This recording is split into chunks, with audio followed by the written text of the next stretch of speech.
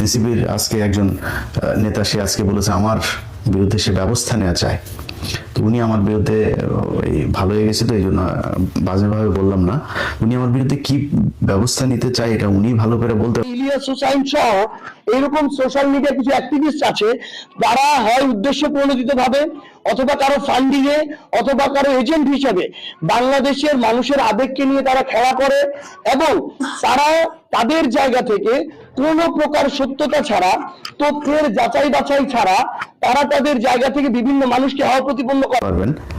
তবে ওনাদের বিরুদ্ধে কি কি ব্যবস্থা সামনে হয় এটার জন্য আমার মনে হয় আমার উপরে ভরসা করা লাগবে না, মানে আমার কিছু করা লাগবে না।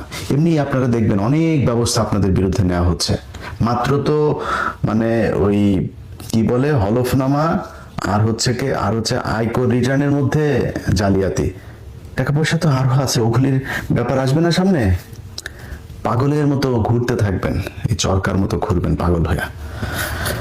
তারা এখন আমারে এটার ব্যবস্থা চেয়েছে। এটা আমার বিরুদ্ধে ব্যবস্থা না চায় মনে করেন আমি সরকারের সমালোচনা করেছি, বা ধরেন প্রথম আলো ডেইলি স্টারের ঘটনায় উস্কানি দেওয়ার কারণে নাকি আমার বাংলা এডিশন বন্ধ করা হয়েছে, ফেসবুক ডাউন করা হয়েছে, ইউটিউব ডাউন করা হয়েছে। বুঝলাম আপনি ডাউন করলেন, যদি এটা সত্যি হয় তো শেখ হাসিনার এই যে বাংলাদেশ আওয়ামী লীগ, বাংলাদেশ ছাত্রলীগ, সব কটা পেজ, ওদের নেতা যারা আছে যে আরাফাত সহ ওবায়দুল কাদের, সবার পেজ বাংলাদেশ থেকে দেখা যায়। সার্চ দেন, দেখা যায় কিনা। সেখানে কি বলে পুরো বাংলাদেশকে তারা ইটি করে দিতে বলে না, টার্গেট করে করে কাদের নাম বলে না, কি করতে হবে এগুলি বলে না। আমি এমনি ফেসবুক ইউটিউবে বহুত ইয়েতে আছে যেখানে কথাবার্তা একটু সেন্সর করে বলছি আর কি। কি কি বলে না শেখ হাসিনা, শোনেন না আপনারা কি করতে বলে, ধরে ধরে কি করতে বলে শুনেন তো। তো তাদের পেজ আর ইউটিউব চ্যানেল কেন বন্ধ হয় না? সমস্যাটা হচ্ছে আপনি ওইসব নিয়ে যা মন চায় বলেন, রাষ্ট্র নিয়ে যা মনে চায় বলেন, আপনি ব্যক্তি যে দুর্নীতি করছে তারে নিয়ে আপনি কিছু বলতে পারবেন না। এখন হাসিনার কথা তো কেউ শুনবে না, হাসিনার কথা বাংলাদেশে কোনো ইয়েও হয় না, কার্যকারিতাও নাই, ওইটারে নিয়ে কোনো পাত্তাও দেয় না, ওইটারে নিয়ে কিছু না করলেও সমস্যা।